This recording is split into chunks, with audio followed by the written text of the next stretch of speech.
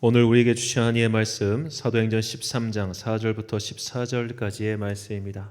사도행전 14장 4절부터 14절까지의 말씀 제가 봉독하겠습니다. 하나님의 말씀 경청하십시오.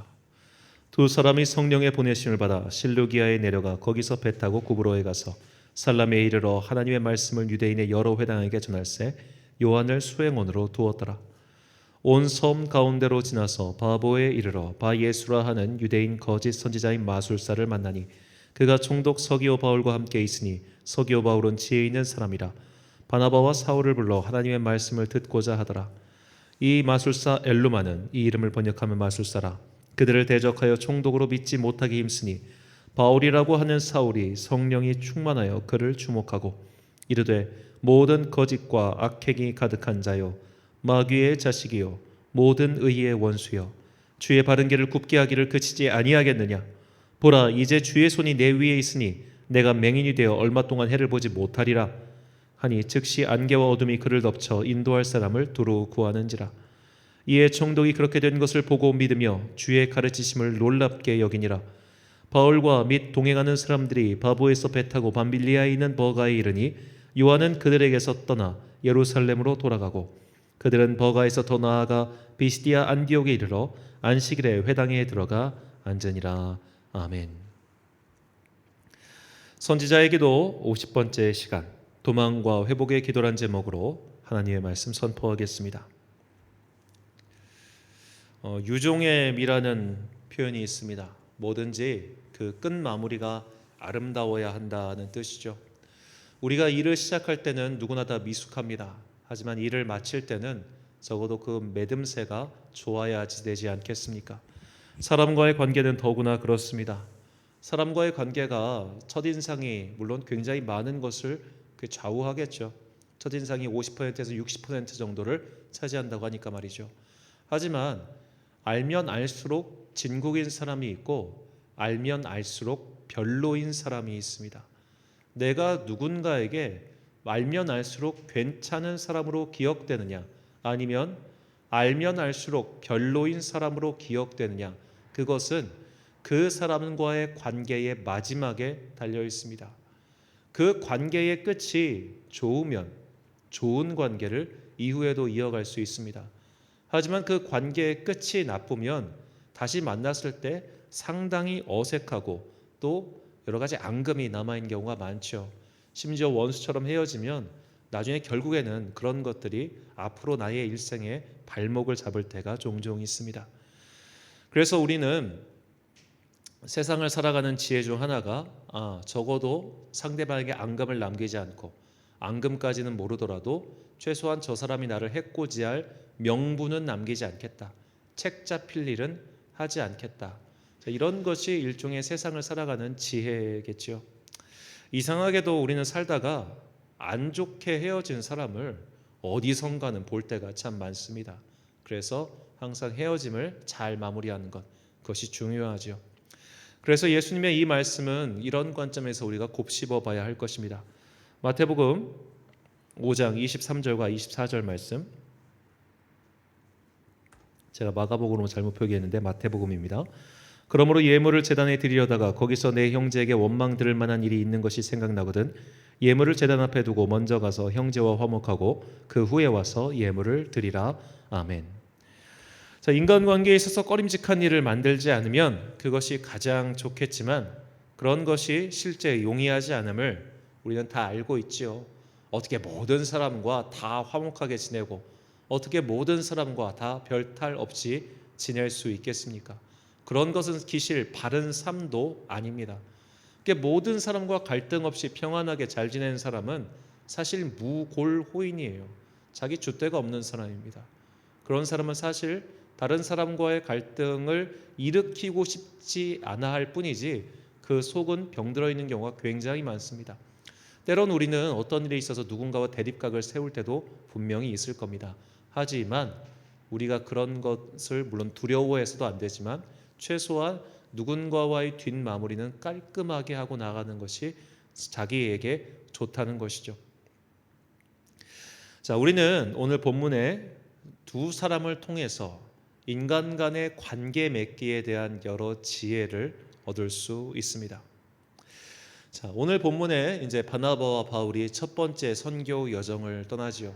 그들이 첫 번째로 간 곳은 바나바의 고향이었던 사이키프로스 섬, 성경에는 구브로라고 나와 있는 섬이었습니다. 그들은 둘만 간 것이 아니라 몇 명의 아마 수행원을 두었었는데 그 수행원 중에 바나바의 조카였던 마가 요한이 들어 있었습니다. 자, 이 마가 요한은 그 유명한 마가의 다락방의 주인공 그 마가가 맞습니다. 또한 마가복음의 저자이기도 하죠. 그러니까 이 마가라고 하는 청년은 예수 그리스도의 초대 공동체, 이 예루살렘 초대 공동체에 있어서 굉장히 중요한 인물이었다는 겁니다. 자, 요즘으로 치면 너 개척한 교회가 굉장히 컸는데 그 교회의 담임 목사 아들 그 정도의 지위였다는 거예요. 모두가 주목하는 젊은 청년이었고 아마도 그는 어렸을 적에 살아계신 예수님을 본 사람일 겁니다. 기독교 명문가죠. 엘리트 출신이다. 그렇게 봐도 크게 무방할 겁니다.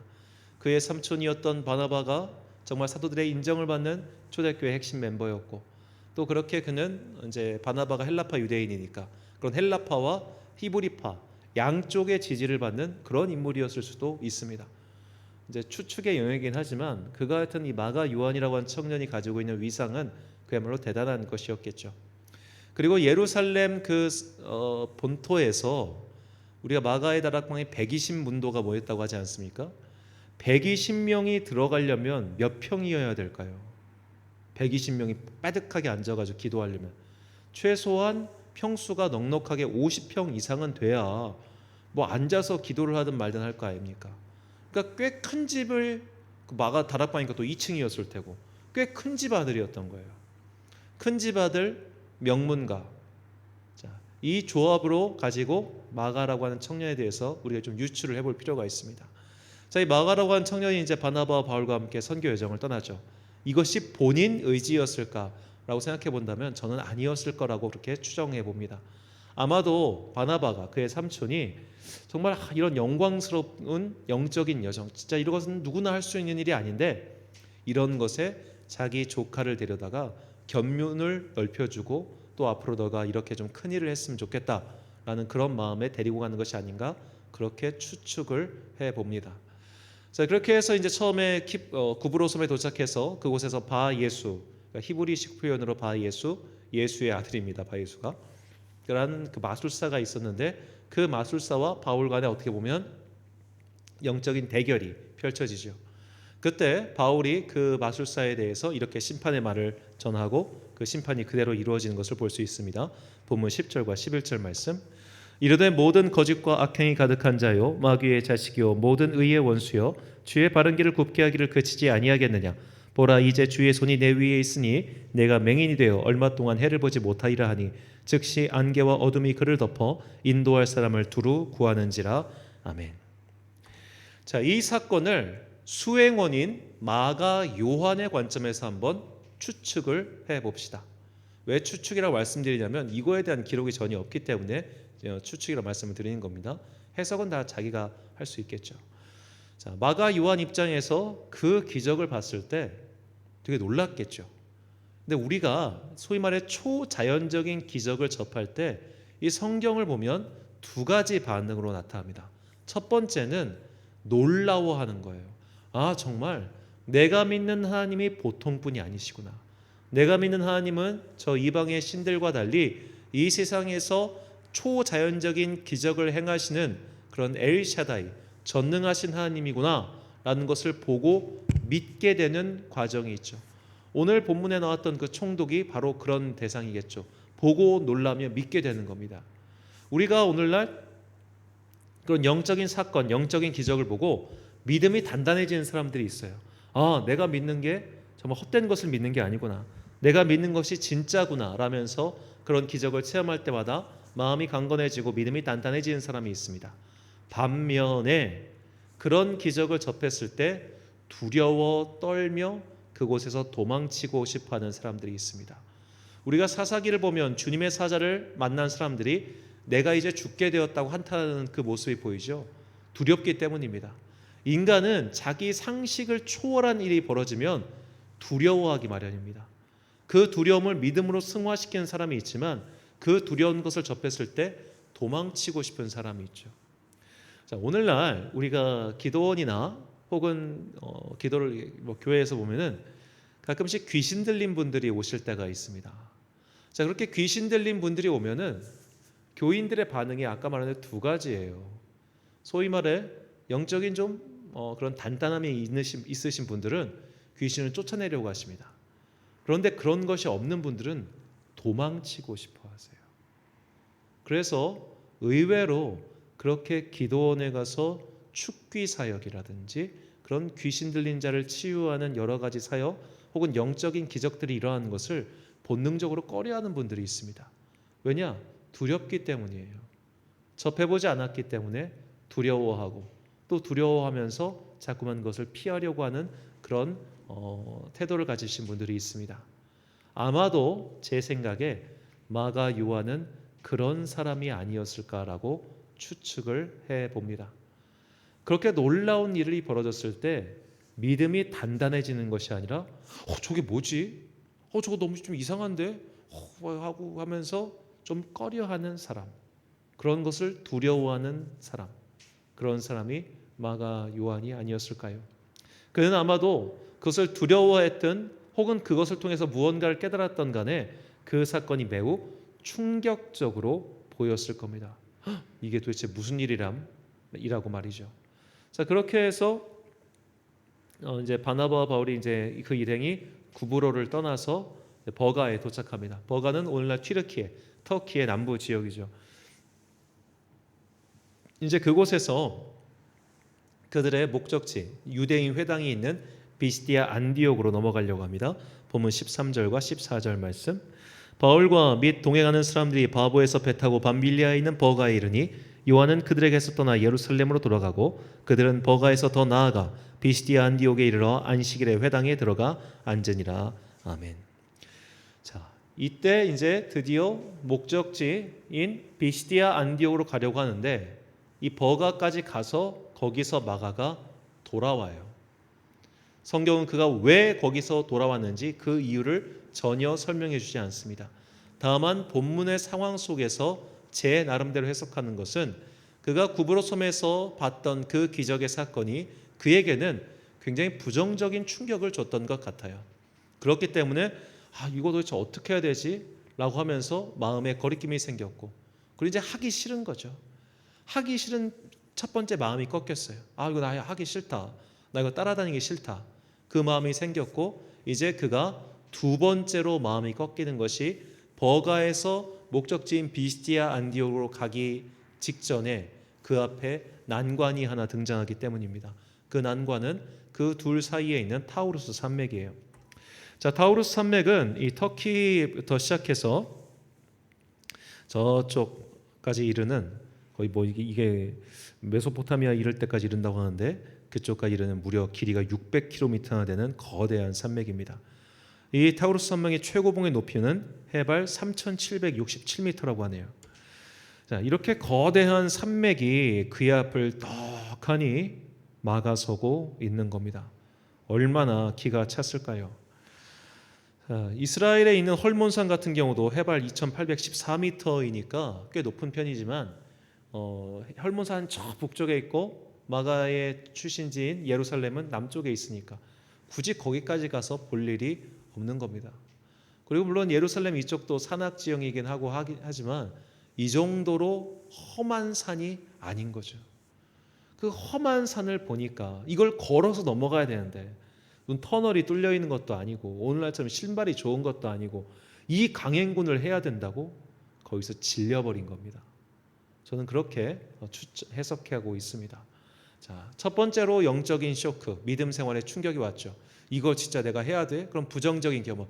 두 번째 쇼크, 그 큰 산맥을 보고 나니 진짜 하기가 싫은 거예요. 완전히 마음이 바닥이 나서 그는 그렇게 떠나버렸던 겁니다. 자, 하기 싫은 일이었는데 삼촌의 권유로 억지로 시작했겠죠. 마음의 준비도 안 됐겠죠.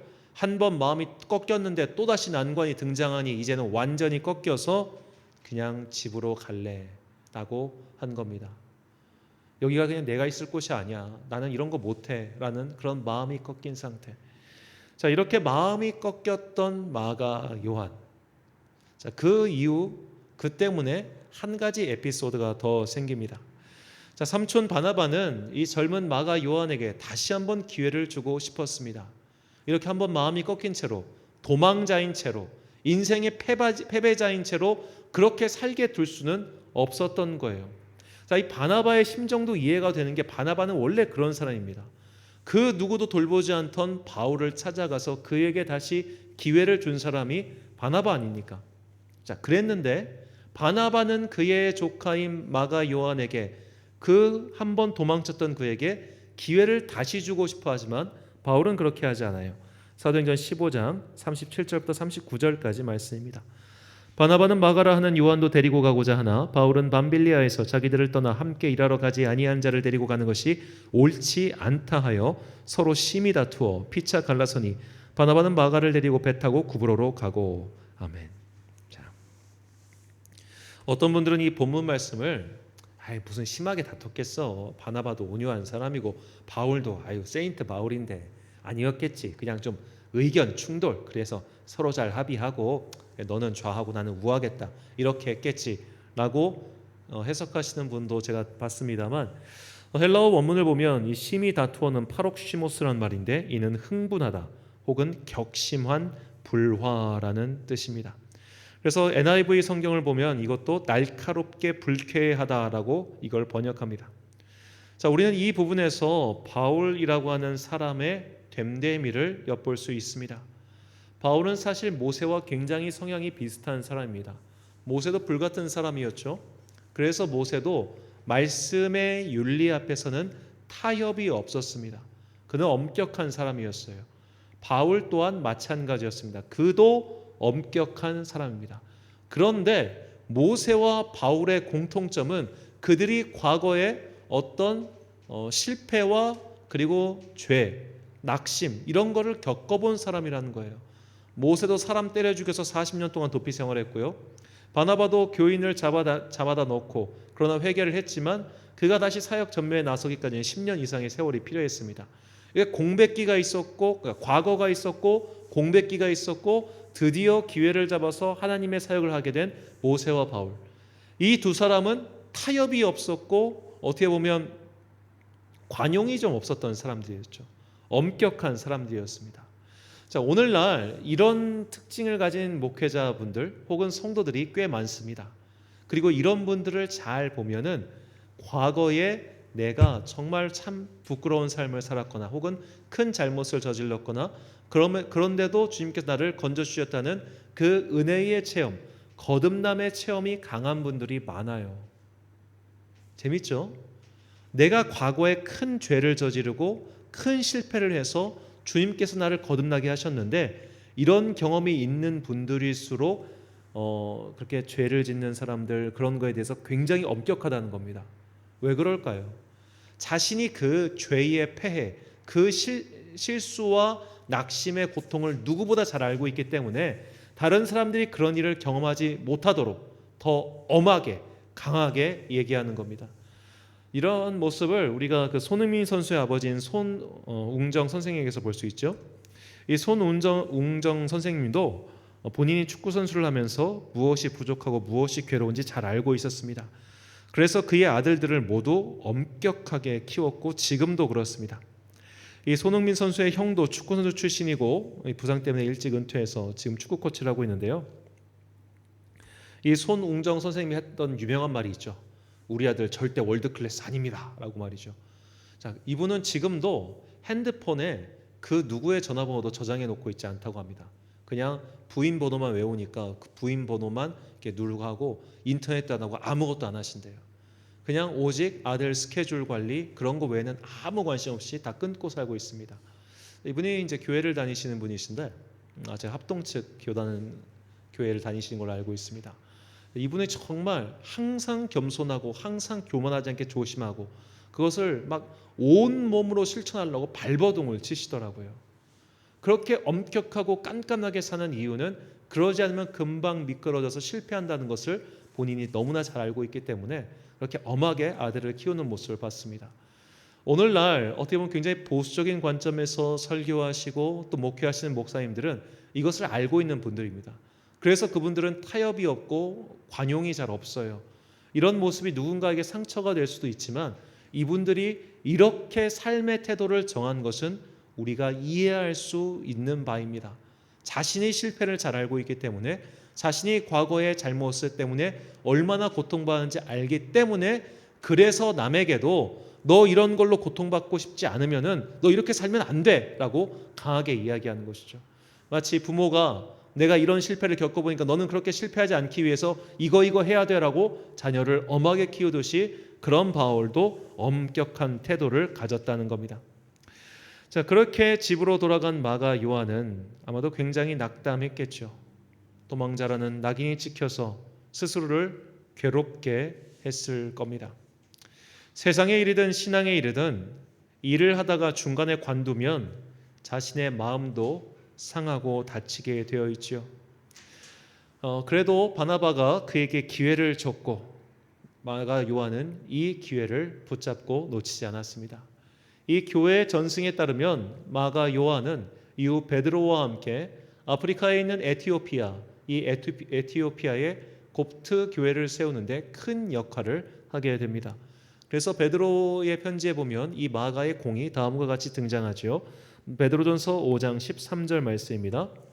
택하심을 함께 받은 바벨론에 있는 교회가 너희에게 문안하고 내 아들 마가도 그리하느니라. 아멘. 자, 이 바벨론에 있는 교회가 로마 교회를 뜻한다는 말도 있고 또 어느 환란 지역에 있는 교회를 뜻한다는 해석도 있는데, 여하튼 베드로에게는 이 마가를 내 아들이다라고 칭할 만큼 그 마가가 정말 물불 가리지 않고 어디든 피하지 않고 어디든지 주를 따라가는 그 마음으로 사역을 했음을 우리는 알고 있습니다. 자, 이렇게 마가가 변했기 때문에 바울이 다시 마가를 받아준 것인지 아니면 바울의 마음이 변해서 마가를 받아준 것인지 우리는 그 과정을 알 수는 없지만 이 마가와 바울의 관계도 결국에는 회복이 되죠. 디모데후서 4장 11절 말씀입니다. 누가만 나와 함께 있느니라 내가 올 때에 마가를 데리고 오라 그가 나의 일에 유익하니라. 아멘. 자, 바울이 정확히 어느 시점에 디모데 전후서를 썼는지는 알 수 없습니다. 하지만 바울의 서신에서 마가의 이름이 이후 3번이나 언급되는 것을 볼 때 적어도 3차 선교 여정 시점에서는 마가와 바울의 관계가 회복된 것을 짐작할 수 있죠. 자, 우리는 오늘 이 바울과 마가의 이야기를 통해서 3가지를 배울 수 있습니다. 첫 번째로 도망치고 싶은 난관이 생겼을 때는 도망치지 말자는 것이죠. 마가는 가장 짧은 복음서인 마가복음서를 남겼는데 그 복음서에는 다른 복음서에는 등장하지 않는 신기한 에피소드가 나옵니다. 마가복음 14장 50절부터 52절까지의 말씀입니다. 제자들이 다 예수를 버리고 도망하니라. 한 청년이 벗은 몸에 배 혼니부를 두르고 예수를 따라가다가 무리에게 잡히매 배 혼니부를 버리고 벗은 몸으로 도망하니라. 어떤 분께서는 이 에피소드에 등장하는 한 청년이 마가 본인이라고 말합니다. 자, 이것은 마가에게 있었던 어떻게 보면 역사적이고 실제한 사건이 아니라 이 마가가 이 복음서를 저술하면서 어떻게 보면 깊은 그 관조, 그 관상 기도를 하면서 묵상하다가 내가 만약 거기 있었다면 난 어떻게 했을까? 나도 아마 옷을 다 벗어버리고 도망친 그런 사람이 아니었을까라고 생각해서 그렇게 그 이 에피소드를 집어넣었다라고 해석하는 분을 봤습니다. 저도 그 해석에 굉장히 동의합니다.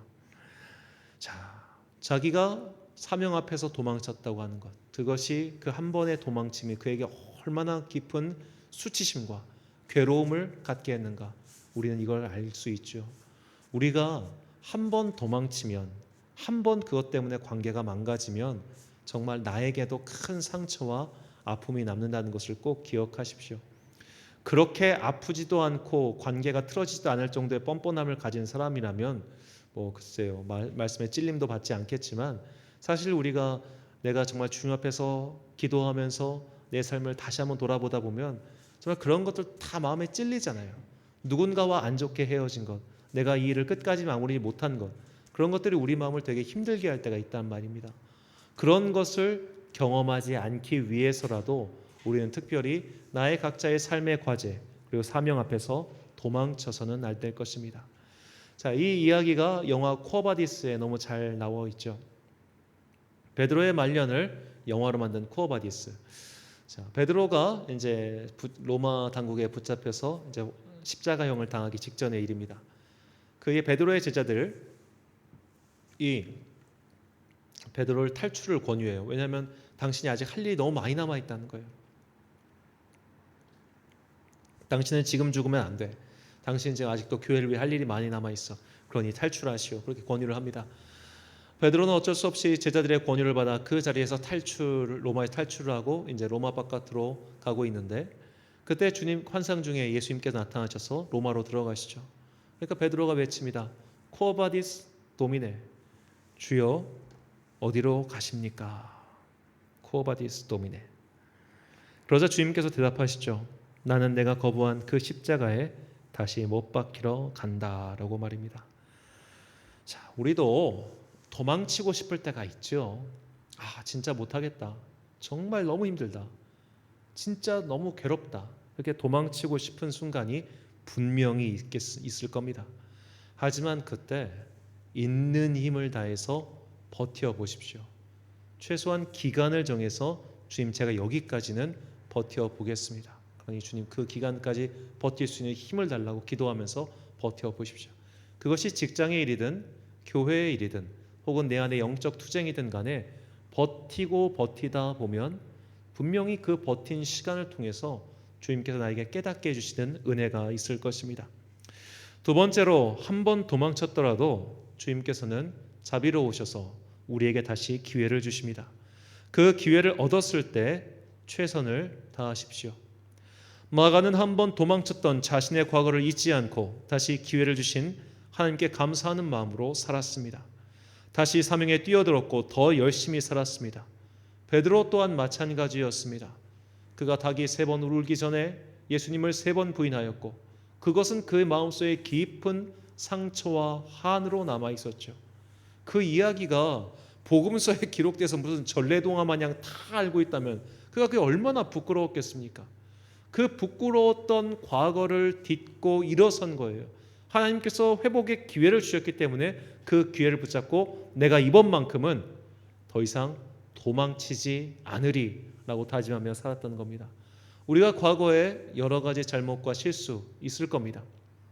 그렇다고 해서 지금 이제 내 앞에 놓여져 있는 사명 또 믿음의 길에서 더 이상 후퇴하거나 도망치지 마시고 각자의 사명의 마지막까지 불타오르는 여러분과 제가 되시길 또한 소망합니다. 마지막 세 번째로 우리는 관대한 사람이 되었으면 좋겠습니다. 엄격한 채찍질은 사람을 잠시 움직이게 할 수 있을지는 몰라도 그를 변화시키지는 못합니다. 사람의 변화는 오직 사랑만으로만 가능합니다.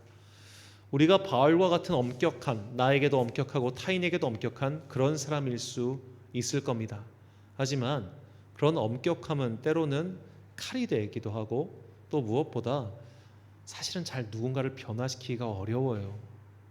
그래서 나에게는 엄격하되 타인에게는 조금 관대하고 그리고 사랑의 인내를 할 수 있는 그런 사람이 되었으면 좋겠습니다. 야고보 사도의 이 말씀을 올해 우리의 관대함의 그런 말씀으로 삼기를 소망합니다. 야고보서 3장 17절과 18절 말씀입니다. 오직 위로부터 난 지혜는 첫째 성결하고 다음에 화평하고 관용하고 양순하며 긍휼과 선한 열매가 가득하고 편견과 거짓이 없나니 화평하게 하는 자들은 화평으로 심어 의의 열매를 거두니라. 아멘. 사랑하는 천안광성교회 성도 여러분, 그리고 이 기도에 함께 참여하고 계신 귀한 주님의 자녀 여러분, 바울과 마가의 이야기를 통해 우리에게 주시는 하나님의 메시지를 경청하십시오. 될 수 있으면 할 수 있을 때까지 그 사명의 길에서 중도 포기하지 마시고 버티십시오. 시작한 일은 어떻게든 매듭을 지어야 합니다. 그래야만 우리에게 다음 단계가 나옵니다. 두 번째로 만약 쓰라린 실패와 도망이 있었더라도 주님께 다시 기회를 달라고 간구하십시오. 마지막으로 그렇게 도망치고 실패한 사람들에 대하여 관대하시기 바랍니다. 왜냐하면 나에게도 저런 과거가 있었고 또 저런 일이 생길 수 있기 때문입니다. 자신에게는 엄격하되 다른 사람에게는 관대한 모습이야말로 예수님의 자세라는 것을 꼭 기억하시고 올 한 해 동안 내가 세운 영적 목표에 대해서는 엄격하게, 그러나 주변 사람들에게 대해서는 사랑과 관용, 관대한 모습으로 그렇게 부족한 자들과 함께 동행하는 이 새해 2013년이 되시길 예수님의 이름으로 축원합니다. 우리 이 사명에 대해서 결단의 마음을 담아 이 찬양 주님 내가 여기 있사오니 나를 보내소서 찬양 부르신 후에 함께 기도하겠습니다.